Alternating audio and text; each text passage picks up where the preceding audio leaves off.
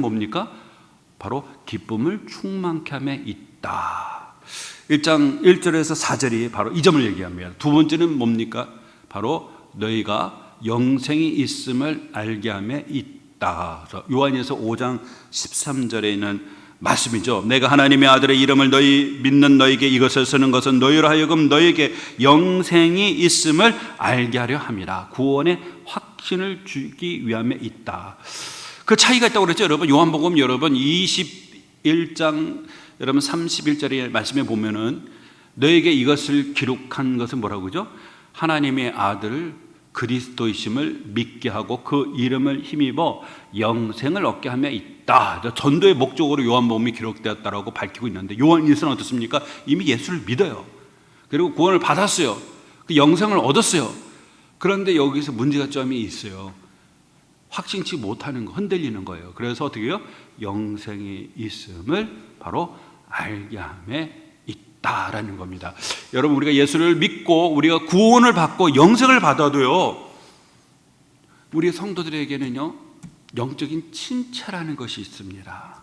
영적인 침체라고 하는 것은 여러분 신앙이 나락으로 떨어지는 경우가 있다는 겁니다. 여러 가지 요인이 있을 수가 있어요. 그 중에 이제 하나가 요한일서 같은 경우는 뭡니까? 교회 안에 분쟁이 발생했죠. 분쟁. 그 분쟁은 어떤 분쟁이었습니까? 처음에 여러분 이 요한일서 기록된 이 요한일서가 에베소 지역에 있는 교회인 것 같아요. 그렇죠? 이 에베소 교회가 세워졌을 때 여러분 어떤 일이 벌어졌습니까? 에베소 교회 사도행전에 보니까 대부흥의 역사가 일어났지 않습니까? 사도 바울이 에베소에 가서 거의 3년 동안 복음을 전했는데 핍박이 있어가지고 두란노에 가서 2년 가까이 뭡니까 여러분? 제자들을 데리고 전설에 의하면 오전 10시에서 오후 2시까지 하루에 4시간 2년 동안 집중 신앙의 교육을 했을 때 거기서 엄청난 폭발적인 성령의 역사가 일어나서 수많은 사람들이 주님께로 돌아오고 막 그 마술책을 모아다가 불태웠는데 그 가격만 은이 5만이나 되고 또 그 은장색 데메트리오 여러분 은장색이죠. 여러분 아데미 신전의 은장색들이 이제 사도 바울이 전한 보고 손으로 사람의 손으로 만드는 것은 신이 아니다라는 이런 가르침 때문에 우리 참 우리의 우리가 섬기는 아데미의 신성함도 여러분 떨어뜨릴 뿐만 아니라 우리 이제 이 업이 지금 위기를 받는다고 막 데모가 일어났잖아요. 그 정도로 에베소 지역에 엄청난 사건이 벌어졌어요. 그리고 거기에 교회가 세워졌습니다. 여러분 처음에 교회를 세워졌을 때 정말 그들은 하나님의 그 크신 은혜 가운데 교회에 모였고요, 거센 핍박이 있어도 서로 똘똘 뭉치면서 나누고 섬기고 사랑으로 베풀고, 여러분 우리가 위기를 만나면 사람들은 끈끈해집니다. 전우회가 더 불타오르게 되어 있어요. 너와 내 것이 없이 서로 나누고. 일제시대 때 우리나라도 핍박이 있을 때 어떻습니까? 일본 순사가 와가지고 주계철 목사님의 집을 자택 감금시켰을 때 성도들이 저녁이 되면은 담 너머로 쌀을 던져주기도 하고 또 반찬을 넘겨주기도 하고, 이런 사랑의 풍성한 나눔이 있었어요. 그런데 어느 순간이니까 여기 교회 내에서 조금씩 독버섯처럼 여러분 이 거짓된 가르침이 자라나더니만 예수는 그리스도가 아니다. 이 예수님의 육신 오심에 대해서 부정하는 세력들이 나타나게 된 거죠. 그러면 그들과 격렬한 교회 내 논쟁이 벌어지다가 그들이 일단은 자기 가르침을 따르는 사람들과 함께 교회를 나가버렸습니다. 여러분 그 상실감이 얼마나 크겠습니까? 같이 호용호제했던 사람이었고 같이 영적인 핍박 속에서 이겨냈던 사람이었고 서로 사랑으로 나눴던 사람들이 죽기 살기로 싸우고 그리고 나서 교회를 나가버렸단 말이죠. 이렇게 되어지면 그 교회 안에 성도들의 그 신앙이 여러분 흔들리게 되는 거죠. 기쁨도 사라지고 내가 과연 구원받은 하나님의 백성인가 라는 확신도 흔들리게 되어지는 이 모습. 그래서 여러분 사도 바울이 이 서신을 쓴 것은 바로 그런 교회 안에 내분으로 분열을 겪고 그로 인해 기쁨이 사라지고 확신이 사라진 성도들을 기쁨을 충만케, 기쁨을 처음에 신앙을 믿을 때 그 기쁨을 회복할 뿐만 아니라 하나님 앞에 구원받은 백성이라는 영생이 있음을 이 확신을 불어주어야만 되겠다라는 그런 마음으로 쓰신 것이 바로 이 요한일서의 말씀입니다. 제가 지난번에 두 가지 기록의 의도와 목적을 여러분 말씀했는데 세 번째를 시간상 세 번째를 얘기 안 했거든요. 세 번째는 여러분 요한일서 5장 19절입니다. 여러분 5장 19절 한번 보시기 바랍니다. 5장 19절에 보면은 이런 말씀이 있어요. 또 아는 것은 우리는 하나님께 속하고 온 세상은 악한 자 안에 처한 것이다. 우리는 하나님께 속하였지만 온 세상은 악한 자에게 처한 것이다 라고 해서, 악한 자가 누구죠? 사단과 그를 따르는 어둠의 세력들이죠. 처한다라는 것은 지배 아래 있다는 거예요. 여러분, 왜 사도 바울이 이 점에 대해서 얘기를 할까요? 여러분, 교회는 이 내분이 벌어졌잖아요. 그리고 예수의 그 육신을 오신 성육신을 부정했단 말이에요. 그 예수는 그리스도가 아니라고. 그리고 그들이 교회를 떠나갔어요. 그렇다면 여러분, 어떤 생각이 들겠습니까? 우리가 다 하나님께 속하고 하나님을 믿고 하나님께 난 자고 하나님을 믿는다고 했는데 나눠져 버렸잖아요. 그럼 누가 진정으로 하나님을 참되게 믿는 사람일까요? 누가 진정으로 하나님께 속한 자일까요? 왜 이런 분쟁과 갈등이 교회 안에 일어날까요? 오늘 사도 바울은 바로 그런 문제가 일어난 궁극적인 원인을 이야기하죠. 궁극적인 원인이 뭡니까, 여러분? 바로 온 세상은 악한 자에게 처해 있기 때문이라는 거예요. 우리의 배후에 뭐가 있다는 겁니까? 사단의 세력이 있다는 거예요. 여러분, 요한일서 3장 8, 9절을 한번 볼까요? 8, 9절입니다. 요한일서 3장 8, 9절입니다. 8, 9절에 보시면은 390년입니다. 이렇게 되어 있어요. 죄를 짓는 자는 마귀에게 속하나니 마귀는 처음부터 범죄함이라. 하나님의 아들이 나타나신 것은 마귀를 멸하려 하심이라. 하나님께로부터 난 자마다 죄를 짓지 아니하나니 이는 하나님의 씨가 그의 속에 거함이요 그도 범죄하지 못하는 것은 하나님께로 났음이니라. 오늘 여기서 보시면은요, 하나님의 아들이 나타나신 것은 마귀를 멸하려 하는 건데, 하나님께로 난 자마다 죄를 짓지 아니하는데 하나님의 씨가 그 속에 임하는데 그도 범죄하지 못하는 것은 하나님께로 나타리 거예요. 이름으로 하나님의 자녀들과 마귀의 자녀들 드러나나니 물을 의를 행하지 아니하는 자는 또는 그 형제를 사랑하지 아니하는 자는 하나님께 속하지 아니하니라 라고 말했어요. 12절을 보세요. 가인같이 하지 말라. 그는 악한 자에게 속하여 그 아우를 죽였으니 어떤 이유로 죽였느냐? 자기 행위는 악하고 그의 아우의 행위는 의로움이니라 그랬죠. 가인과 아벨을 얘기합니다. 창세기의 사건이죠. 그런데 이 가인이 왜 악한 아벨을 죽인 거죠? 그는 악한 자에게 속했기 때문에 그렇다는 거예요. 악한 자에게 속했기 때문에 아우 동생 아벨을 죽였고, 어떤 이유로 죽였어요? 자기의 행위는 악하고 그의 아우의 행위는 의로움이니라. 해서 여기서 마치 어떻습니까? 가인과 아벨 사건을 하나님께 속한 자와 사단에게 속한 자로 구분하고 있다는 거예요. 즉 이 공동체 아는 사람들은 누굽니까, 여러분? 하나님께 속한 사람들입니다. 그래서 하나님이 부르셨던 그 공동체 교회 안에 그대로 머물러 있지만 나간 사람들은 어떤 사람들이라는 거예요? 하나님께 속한 자가 아니라 누구에게 속했다는 겁니까? 사단에게 속한 사람들이라는 거예요. 그래서 여러분 4장 보십시오. 4장 1절을 사랑한 자들아 영을 다 믿지 말고 오직 영들이 하나님께 속하여 한다 분별하라. 많은 거짓 선지자가 세상에 나왔음이라. 이로써 너희가 하나님의 영을 알지니 곧 예수 그리스도께서 육체로 오신 것을 시인하는 영마다 하나님께 속한 것이요 예수를 시인하지 아니하는 영마다 하나님께 속한 것이 아니니 이것이 곧 적그리스도 영이니라. 오리라 한 말을 너희가 들었거니와 지금 벌써 세상에 있느니라. 자녀들아 너희는 하나님께 속하였고 또 그들을 이겼나니 이는 너희 안에 계신 이가 세상에 있는 자보다 크심이라. 그들은 세상에 속한 거로 세상에 속한 말을 하며 세상이 그들의 말을 듣느니라. 우리는 하나님께 속하였으니 하나님을 아는 자는 우리의 말을 듣고 하나님께 속하지 아니하는 자는 우리의 말을 듣지 않으니 진리의 영과 미혹의 영을 이로써 아는다. 진리의 영과 미혹의 영을 이걸로 구분한다. 시금석이에요. 진리의 영이 뭡니까? 성령, 하나님께 속한 사람. 미혹의 영은 악한 영에게 속한 사람.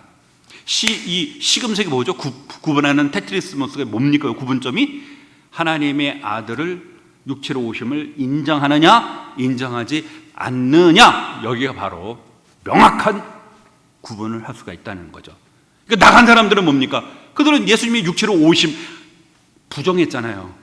예수가 그리스도고 육체로 오시고 하나님의 아들 되심을 부정했잖아요. 그럼 그들은 누구에게 속한 겁니까? 하나님께 속한 사람이 아니에요. 그들은 진리의 영에 속한 사람이 아닙니다. 왜요? 성령 하나님은 진리의 영입니다. 성령 하나님은 참된 진리만을 가르쳐주는, 진리로 인도하시는 분. 근데 거짓을 말해요? 그건 성령 하나님께 속한 사람이 아니죠. 그 누구에게 속했다는 겁니까? 그들은 미혹의 영, 사단에게 속하였다는 거예요. 다시 말해서 이 교회 안에 일어난 이 일련의 모든 사단은요, 영적 전쟁입니다. 영적 전쟁입니다. 여러분, 우리 안에도 끊임없는 영적인 전쟁. 여러분, 요한계시록에 보면 7교회가 있어요. 2장과 3장. 에베소, 소모나, 버가모, 두아디아, 사대, 라오디게아, 필라델피아 교회 7가지 교회가 보죠. 여러분, 7가지 소화시하는 7교회가 전부 다 문제가 있었어요. 뭐 이단의 가르침이든지 첫사랑을 뭐 잃어버렸든지, 또 덥지도 차지도 않는 미지근하다든지, 사람은 이름은 살아있으나 실상은 영적으로 죽어있든지, 7교회마다 한결같이 주문하는 내용이 뭐냐? 이기는 자, 이기는 자, 이기는 자, 이기는 자, 이기는 자 얘기합니다. 이긴다는 게 뭐예요? 싸움에서, 영적인 싸움에서 이기라는 거예요. 사단이 다양한 루트로 여러분 우리의 취약점을 합니다. 저와 여러분은 사단에게 이미 데이터가 다 갖고 있어요. 저와 여러분의 약점을 여러분 다 갖고 있습니다. 똑같은 방식으로 공격하지 않아요. 그 공격해 들어왔을 때 거기에 휩쓸리지 말고, 여러분, 영적인 전쟁에서 이기는 사람만이 생명나무의 과실을 주리라, 낙원에 이르리라, 성전의 기둥같이 이름을 새기리라. 우리 하나님의 나라를 우리에게 상속으로 주실 줄로 믿습니다.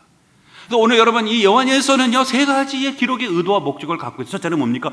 기쁨 회복. 두 번째 뭡니까? 영생이 있음을 알게 하는 것. 세 번째는 뭡니까? 이 모든 실상의 근원이 어디서 왔느냐? 사단이라는 겁니다.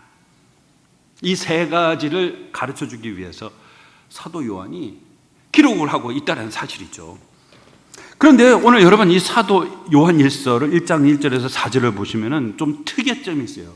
제가 지난주에도 여러분에게 말씀드렸지만 분명히 서신입니다. 마태, 마가, 누가, 복음은 복음서예요. 독특한 장르, 복음서로 기록이 되어 있어요. 그러나 이건 서신입니다. 서신이 뭐죠?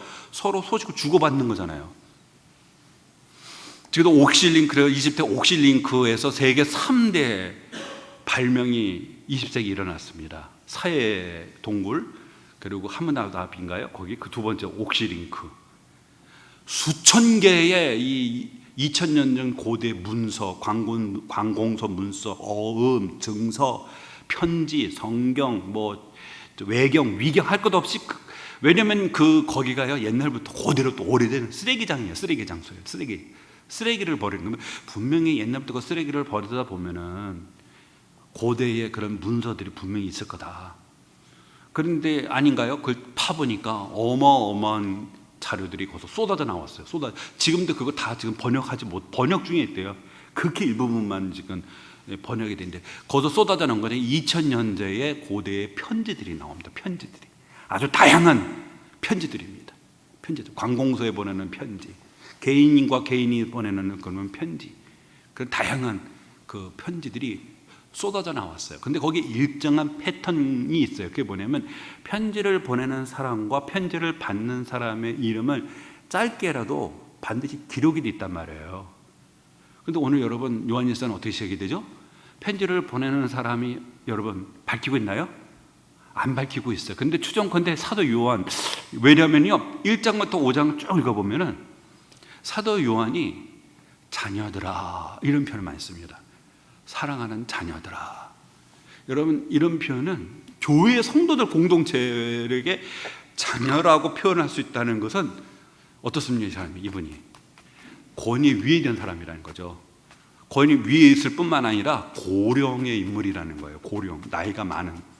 근데 여러분, 우리가 대표적으로 2장을 보시면은 편지를 쓸 때 이런 표현들을 많이 쓰죠. 12절에 보면 자녀들아, 13절에는 아비들아, 그리고 또 청년들아, 그리고 14절에는 아이들아, 이런 표현을 쓰고 있다는 것은 상당히 고령해. 그래서 사도 요한, 뭐 내적 외적 증거로 볼 때는 사도 요한이 분명합니다. 전에 말씀드린 요한 1서는 요한복음하고 보면 어휘나 문체나 문구가 너무 많이 일치를 해요.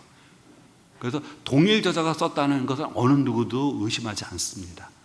그리고 그것이 이제 사도 요한이 쓸 수 있을 거다. 외적인 증거로 초대 교부들이 한결같이 사도 요한이 썼다, 이렇게 또 얘기하고 있다면 분명한 건 사도 요한인데, 대략으로 볼 때는요, 한 이 AD 85년에서 100년 사이, AD 85년에서 요 100년 사이에 요 1세기 안에 기록된 서신도. 그래서 한 사도 요한의 나이를 보면은 한 90세? 상당히 고령의 나이. 이 당시 여러분 2000년 전에 이 그리스 로마 시대 때 사람들의 평균 수명을 학자들이 연구를 했어요. 근데 평균 수명이 몇 살인 줄 아십니까? 평균 수명이 28세였어요. 28세. 그러니까 영아 사망률이 높죠. 근데 이 당시에 보면은 전쟁도 많고 전염병에 걸려 죽는 사람들도 많고 또 영양이 불균형이 돼가지고, 그래서 여러분 좀 취약해서 그렇게 죽는 사람들이 많아가지고 여러분 이렇게 나이가 고령해서 죽는 경우는 그렇게 정말 드뭅니다. 평균이 28세고 결혼의 나이가 몇 세인 줄 아십니까? 결혼 12세 결혼합니다. 유대인들은 13세가 되면 상린식 하죠. 근데 결혼을 12세, 13세가 되면 남자 여자도 다 이제 결혼하는. 왜냐하면 그만큼 수명이 짧고 그러던 시대다 보니까 좀 더 거슬러 올라가죠. 근데 요즘에는 그렇지가 않잖아요. 옛날 같으면 20대면 벌써 결혼해서 애가 다 있는데도 불구하고, 뭐 우리 여기 청년들이 없어서 이제 그래서 뭐 말씀을 드리지만 20대 후반인데 30대가 돼도 이렇게 보면 어린아이처럼 보여요. 그렇죠? 어린아이처럼 보여. 옛날 같은 경우는 참 이 남이 장군 그 백두산에 올라가서 그 시 한 편 읊었다가 죽었지 않습니까? 그 반란군을 제압했던 그 세조, 그때 그 당시에 그 한 명의 깨여 가지고 남이 장군이 죽었는데 그 사람이 20대 젊은 나이였죠. 젊은 나이. 지금 우리가 생각할 수가 없어요. 근데 편지를 보내는 사람도 이름을 밝히지 않고 편지를 받는 사람도 이름을 밝히지 않고 또 문안 인사나 혹은 여러분 간구 뭐 이런 것도 없어요. 우리 한번 요한 2서를 한번 볼까요? 요한 2서 3서 여러분 한번 보세요. 요한 2서 1절을 한번 제가 읽어드릴게요. 장로인 나는 택하심을 받은 부녀와 그의 자녀들에게 편지하노니 내가 참으로 사랑하는 자요 나뿐 아니라 진리를 아는 모든 자도 그리 하는 것은 우리 안에 거하여 영원히 우리와 함께할 진리로 말미암음이로다. 은혜와 긍휼과 평강이 하나님 아버지와 아버지 아들 예수 그리스도로부터 진리와 사랑 가운데서 우리와 함께 있으리라. 그죠? 장로인 나는, 그 받는 사람이 누구죠? 택하심을 받은 부녀와 그의 자녀들에게. 문안 사라져 3절에 은혜와 긍휼과 평강이 하나님 아버지와 아버지 아들 예수 그리스도로부터 진리와 사랑 가운데서 우리와 함께 있으리라. 이게 편지 형식이에요. 패턴. 요한 3서를 보시죠. 장로인 나는 사랑하는 가요 곧 내가 참으로 사랑하는 자에게 편지하노라. 그 유명한 구절 있죠. 모 교단에서 핵심 구절로 삼는 사랑하는 자여 내 영혼이 잘된 같이 내가 범사에 잘되고 강건하기를 내가 간구하노라. 장로인 나는, 편지를 받는 사람 누구예요? 사랑하는 가요와 내가 참으로 사랑하는 자에게 하고 분명하게 편지를 쓰고 있습니다. 그리고 여러분 어떻습니까? 간구죠. 사랑하는 자요 내 영혼이 잘된 같이 내가 범사에 잘되고 강건하기를 내가 간구하노라. 여러분 동일인이 썼어요. 요한 2서 3서는 사도 요한이 쓴 겁니다. 근데 왜 요한 1서만이 편지를 보내는 사람과 받는 사람과 문안 인사도 간구도 다 생략해버리고 바로 본론으로 들어갑니다. 여러분 이와 비슷한 서신이 있죠. 갈라디아서입니다. 갈라디아서 1장 1절에 보면 사도 바울이 이렇게 말합니다. 사람들에게서 난 것도 아니요 사람으로 말미암은 것도 아니요 오직 예수 그리스도와 죽은 자 가운데서 살리신 하나님 아버지로 말미암아 사도된 바울은, 이렇게.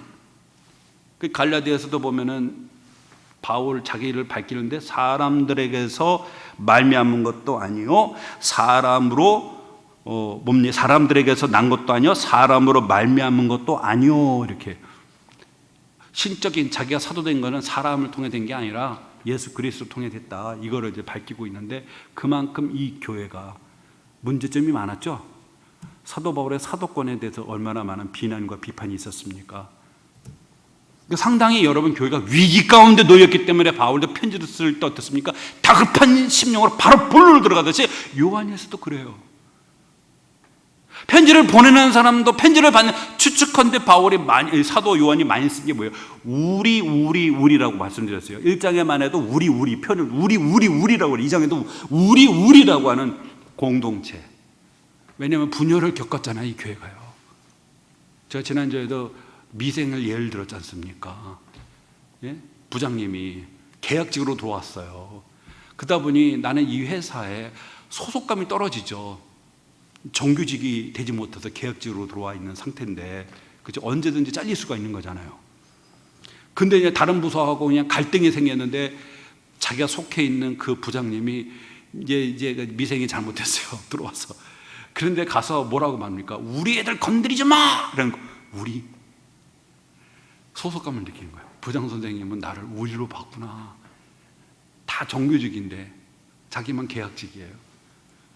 그 문제 발생했으면 책임은 자기가 이제 지는 건데, 우리 사람 건드리지 마라. 그럼 나도 이 부서에 한 소속되면 나도 하나의 일원으로, 가족으로 나를 받아들이고 있구나, 그런 생각이 들잖아요. 우리라는 표현은 뭐냐면 교회가 분열을 겪었어요.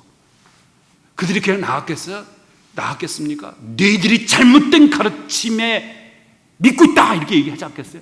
우리의 가르침이 정통이야, 바른 진리야, 그렇게. 애를 얘기 생각해보라고. 예수가 어떻게, 여러분 이 당시에 영지주의라는 건 물론 2세기경에 문헌에 의해서는 2세기경에 영지주의가 확인이 되지만, 그 전으로는 아직 문헌적으로는 영지주의라는 것이 아직 이단으로 확립된 것은 아니에요. 그런데 그런 비스무리한 가르침들이 있었던 건 사실이에요. 케린투스라고 한 사람이 AD 100년경인데 이단이었어요. 이 사람이 외쳤던 가연설을 얘기합니다. 어떤 가연설이냐면, 여러분 나사렛 예수가 세례요한의 세례를 받을 때, 그때 그리스도의 영이 예수의 몸을 들어왔다는 겁니다. 그리고 나서 3년 동안 공적인 생애를 다 하고 십자가에 달려 죽으실 때에, 그때 예수 그리스도의 영이 떠났다는 거예요.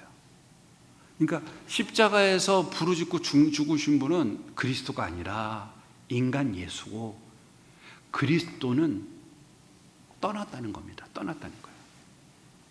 왜 이런 가르침에 여러분 혹하냐면, 이런 가르침은 고린도전서 15장에 보면 부활장, 제가 새벽에 부활의 장을 얘기하거든요.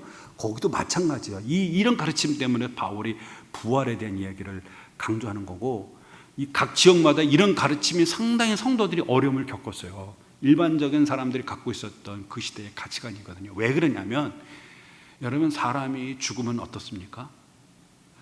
오늘날은 여러분 사람이 죽으면은 3일장을 해요. 3일장.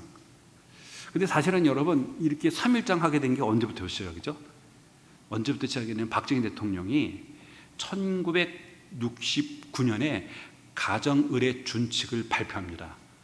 왜냐하면 이제 뭔가 좀 산업화하고 국가를 좀 발전하려고 하는데, 부모님이 돌아가셨어요. 그러면 1년상, 2년상, 30일, 60일 그 경자가 돌아갈 수가 없어요. 핵심된 그 일꾼은 돌아갈 수가 없어요.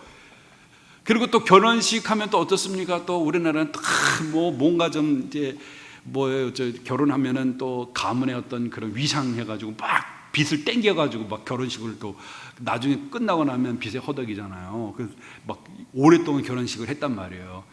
결혼식은 30분 넘지 않는다. 여러분, 우리는 한국 사람들 왜 이렇게 외국 사람들이 외국 가면 결혼하면 일주일 전 파티하는데 한국에 오면은 찍어내듯이 예식장에 찍어내 30분인데 그게 가정의례 준칙 때문에 된 거예요. 처음에 1969년에 발표했을 때 안 따랐어요. 사람들 다 무시했어요. 그래? 그리고 다시금 1974년 재발표합니다. 안 지키면 벌금. 그러니까 그때부터 장례가 축소가 된 거예요. 장례는 3일, 부득이하면 4일 할 수 있지만 그 이상 안 된다. 그리고 축의금이든 부의금이든 과도하게 축의금 부의금은 안 된다. 결혼식은 30분 이렇게 이런 식으로 정해놓은 거예요. 그러다 보니 우리나라의 결혼이 되게 짧아져 버리고 장례도 장례가 3일로 줄어들고 이렇게 돼버린 거죠. 예? 긍정적인 면도 많이 있지만 또 이제 부정적인 면도 있죠. 저는 긍정적인 면은 많이 있죠. 그렇죠?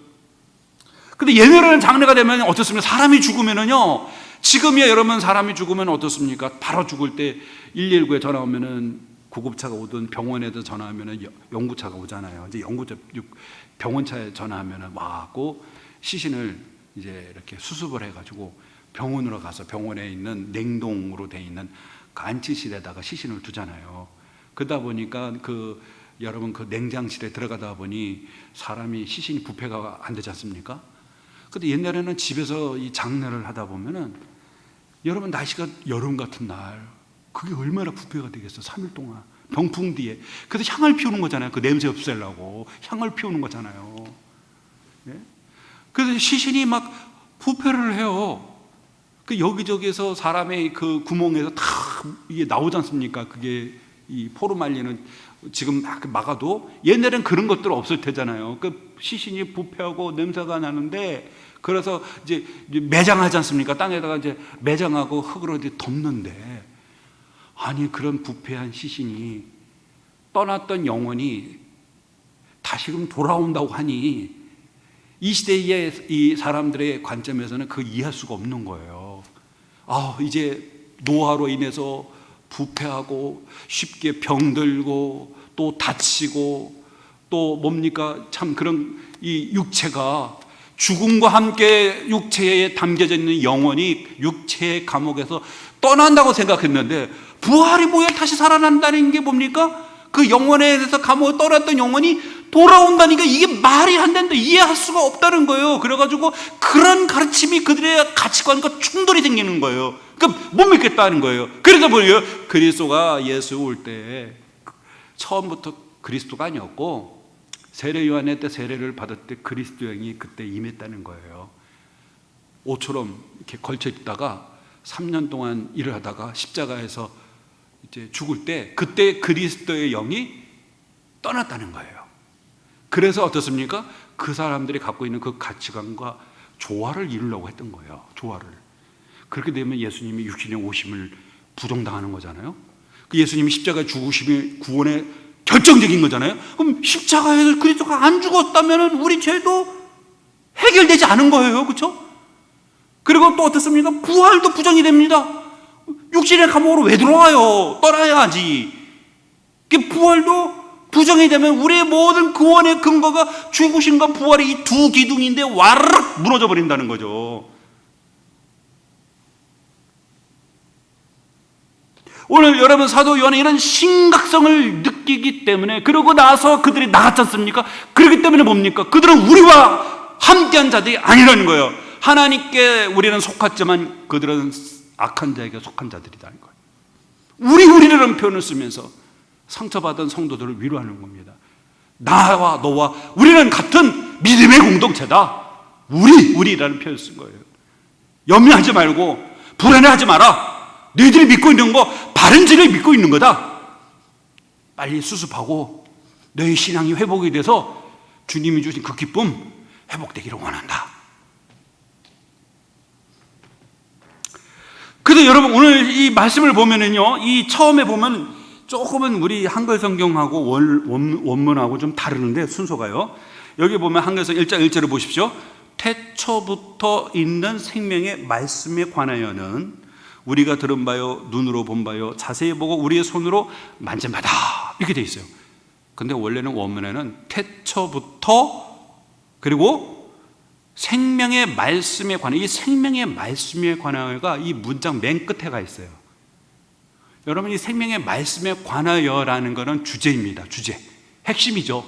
그런데 오늘 사도 요한이 쓸 때 이 주제를, 우리 한글 성경에는 먼저 소개하고 나서 설명하는 형식으로 우리가 보이잖아요, 그렇죠? 근데 요 생명의 말씀이 이 문장의 끝에 가 있어요. 이거 주제입니다. 핵심이죠. 그런데 이거를 끝에 가고 먼저 뭘 강조를 하냐면은, 여기 보면 우리가 들은 바요, 눈으로 본 바요, 자세히 보고 우리의 손으로 만진 바, 그게 뭐라고요? 생명의 말씀에 관한 것이다, 이렇게 돼 있어요. 여러분, 생명의 말씀은 누구를 가리키는 겁니까? 생명의 말씀은 당연히 예수 그리스도죠. 그 안에 생명이 있다라고 말하죠. 그런데 생명의 말씀이라는 게 뭡니까? 말씀 안에 생명이 있다는 건가요? 이거를 동격, 속격이라고 말을 합니다. 그게 뭐냐면 생명과 말씀은 동등한 거예요. 생명에 있는 말씀이란 뜻입니다. 생명, 말씀이 동격이에요. 생명에 있는 말씀이고 생명이고 생명이 말씀이다. 이게 뭐예요? 예수 안에 생명이 있다고 말을 했잖아요. 그렇죠? 근데 이 주제를 먼저 말하기 전에 감각동사를 먼저 썼어요. 감각동사를. 그리고 여기서 태초부터라는데, 여러분, 사도 요한이 요한복음 1장 1장도 뭘로 시작합니까? 요한복음 1장 1절에도 태초에 말씀이 계시니라. 이 태초라는 것은 원조가 뭡니까? 창세기 1장 1절이죠. 태초에 하나님이 천지를 창조하셨느니라. 그죠? 창세기 1장 1절, 요한복음 1장 1절, 그리고 요한일서 1장 1절이 태초부터 시작해요. 근데 여러분, 창세기 1장 1절의 태초하고 요한복음 1장 1절의 태초하고 요한일서 1장의 태초가 좀 달라요. 요한복음 1장 1절에서 태초라는 것은 시간과, 그리고 이 세상이 창조되기 이전부터 영원히 누가 계셨다고요? 태초에 말씀이 계셨다라는 거예요. 무슨 말이 되십니까? 태초라는 거 하나님이 창조 시점을 말하잖아요. 창조하기 이전에도 주님은 계셨고 그 이후로도 주님이 계셨다라는, 영원전에 주님이 계셨다라는 것을 강조합니다. 그러나 요한일서 1장 1절에 태초는요, 에크라는 전치사 썼어요. 요한복음 1장에는 행이라고 하는 장소의 전치사 썼다면, 수단을 가리키는 전치사 썼다면, 요한일서는 에크라는 어떤 출발점, 벗어난다는 출발점에 에크라는 전치사 썼어요. 그 말은 뭐냐면 태초에 세상이 창조된 부터 지금에 이르기까지 쭉 뭐가 있었다고요? 생명의 말씀이 있었다는 거예요. 왜 이걸 강조할까요? 그들은 그리스도가 언제쯤부터 시작됐다는 겁니까? 그리스도가 세례 요한이 세례를 받을 때 시작이 됐다고 그랬잖아요. 그들은. 그리고 언제쯤 떠났다고 그랬죠? 십자가에서 피를 흘릴 때 떠났다고 그랬잖아요. 근데 오늘 저자는 이 점을 태초부터다라고 표현하는 거예요. 태초부터 있었던 게 뭐예요? 우리가 보고, 우리가 듣고, 우리가 자세히 보고, 우리가 손수 만졌던 그분 누굽니까? 생명의 말씀이잖아요. 그분이 태초부터 지금에 이르기까지 줄곧 누굽니까? 생명의 말씀이 계셨다는 거예요. 세례 요한에게 세례 받으면서 지금까지 있었던 게 아니고, 십자가에 죽을 때 떠나는 게 아니고, 주님은 이 세상에 창조된 이후에도 계속해서 생명의 말씀은 있었다는 거예요. 그런데 이 생명의 말씀이 있었는데, 여러분 여기 보시면 첫째가 뭡니까? 우리가 들은 바다. 그랬어요. 우리가 들은 바다. 이게 이제 원문에 보면 헬라어 완료형을 썼어요. 완료형이라는 건 과거로부터의 결과가 오늘에 이르기까지 줄곧, 그 결과가 줄곧 이어지는 것이 현재 완료예요. 완료. 그러니까 과거의 시점에 발생한 그 결과가 지금에 이르기까지도 계속해서 그 결과가 온다는 게 완료거든요. 근데 이 현재 완료를 우리가 들은 바, 눈으로 본 바, 이게 다 현재 완료고, 자세히 본다는 단어가 부정각으로 되어 있어요. 이 말은 뭐냐면, 오늘 여러분 첫 번째 보았다라는데 여기 논리적인 순서가 있어요. 우리가 어떤 인격적인 만남을 할 때 사람은 주로 어떻습니까? 주로 들음에서 시작이 하보다는 보는 것에서 시작이 되잖아요. 우리가 사람과 사람 만날 때 제일 먼저 봅니까? 눈으로 보는 거죠. 듣는 거죠. 그리고 뭐예요? 보는 겁니다. 오늘 여기 보시면은 여기서 들었다라고 하는 것은 뭐냐면 예수님이 12제자를 부르시고 사람을 낚는 어부가 되게 하신다고 그랬잖아요. 그죠? 그때부터 이 제자들은 그때부터 주님이 부활 승천할 때까지 주님의 말씀을 들었다는 거예요. 한순간만 들었다는 게 아니라, 역사의 한 시점만 들은 게 아니라 예수님의 부름을 받아서 부활 승천할 때까지 3년의 공생애 동안 줄곧 뭡니까? 오늘 저자는 주님의 말씀을 내가 들었다는 거예요. 들었다는 거예요. 주님이 여러분 많은 가르침 중에 뭐라 했죠? 귀 있는 자는 들을지어다 이런 말씀하셨잖아요. 귀 있는 자는 들었다. 귀 깊게 들으라는 거죠. 두 번째는 보았다 그래서 눈으로 본바다 그래서 이것도 현재 완료예요. 그러니까 뭐예요? 주님의 공적인 생애 시작부터 부활 승천에 이르는 모든 것을 제자들은 뭡니까? 보았다는 겁니다. 보았다는 거예요. 보았다는 거예요. 그래서 여러분 마태복음 13절 16, 17절 이런 말씀이에요. 너희의 눈으로 봄으로 너희 귀로 들음으로 복이 있도다. 내가 진실로 너희에게로 오나니 많은 선지자와 의인이 너희 보는 것들을 보고자 하여도 보지 못하였고 너희 듣는 것을 듣고자 하여도 듣지 못하였다. 가장 복된 사람이 뭐예요? 주님의 말씀을 보고 들은 사람이 가장 복된 사람이라는 거죠. 수많은 선지자와 의인들이 이날만을 고대해서 우리도 주님의 그 음성을 듣고 봤으면 그렇게 소망했지만 그들은 듣고 보지 못했지만 너희들은 지금 직접 듣고 보자니 성전보다 크시니 솔로몬보다 더 크니 주님을 너희들은 직접 보고 듣지 않았냐 그죠? 그 다음에 뭡니까 여러분? 자세히 보고라고 말했어요. 이 자세히 보고에 데오마이라는 단어 썼는데요. 여러분 이 데오마이라는 단어는 어떤 의미냐면 뚜렷지게 상세하게, 세밀하게, 주의 깊게 본다는 거예요. 주의 말씀을 들었습니다. 그리고 눈으로 그분을 봤어요.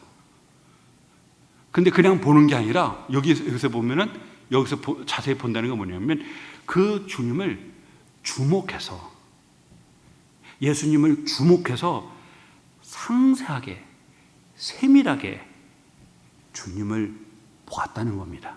주님을 보았다는 거예요. 그리고 네 번째 뭡니까? 우리의 손으로 만진바다 그래서 여러분 이 대목이 누가복음 24장에 보면 나와요.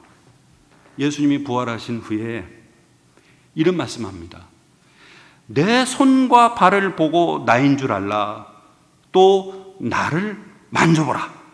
영은 살과 뼈가 없을 때 너희는 보는 바와 같이 나는 있느니라. 내 손과 발을 보고 나인 줄 알라. 또 나를 만져보라. 영은 살과 뼈가 없을 때 너희는 보는 바와 같이 나는 있느니라. 주님의 그 부활하신 몸, 양손에 못이 박히고 발에 못이 박혔던, 그리고 옆구리에 착자국이 났잖아요. 도마가 내가 보고 만져보지 않으면 나 못 믿겠다 할 때 주님이 나타나서 와서 만져봐라. 그 예수님의 손에 창자국과 옆구리 창자국과 손에 있는 못자국을 보면서 그때 도마가 나의 믿음 없음을 회개하면서 주는 그리스도시요 하나님의 아들이라고 고백하잖아요. 주님의 그 부활, 그러니까 여기서 보면은 여러분 이 두 가지로 구분할 수 있는데 우리가 들은 바고 눈으로 본 바고 자세히 본다는 건 주님의 살아있을 때의 공적인 생애의 3년을 말하고 만졌다라는 건 주님의 부활체의 몸을 말하고 있는 거예요. 다시 말해 오늘 본문은 주님이 인간의 몸을 입고 이 땅에 오셨을 때와 부활 승천하셨을 때의 그 주님을 감각동사를 내동사라 사용하면서 뭘 말하고 있냐면 인격적인 만남을 내가 만났다 이걸 말하고자 하는 거예요. 인격적인 만남을 내가 만났다는 겁니다. 여러분 이런 질문도 참 많이 들었을 거예요. 이 말씀 이제 드리고 설교를 마치려고 합니다. 안 믿는 친구들한테 만나면 그런 소리 많이 들었을 거예요. 야, 하나님 살아계시니? 살아있으면 보여봐. 그럼 내가 믿을게. 조롱하는 거죠, 사실. 그리고 보여줄 수 없고 볼 수 없다는 건 아니까 그런 또 질문을 하는 거죠. 그 여러분 마음에 좀 답답함이 있어요. 그렇죠? 그렇게 얘기 들으면은 정말 하나님의 살아계심을 보여주면 얼마나 속 시원하게 해결될까? 예? 과연 보여주시면은 속 시원하게 해결될까요? 여러분, 지금도 우리는 하나님을 볼 수 있고 들을 수가 있고 만질 수가 있어요. 무엇으로요?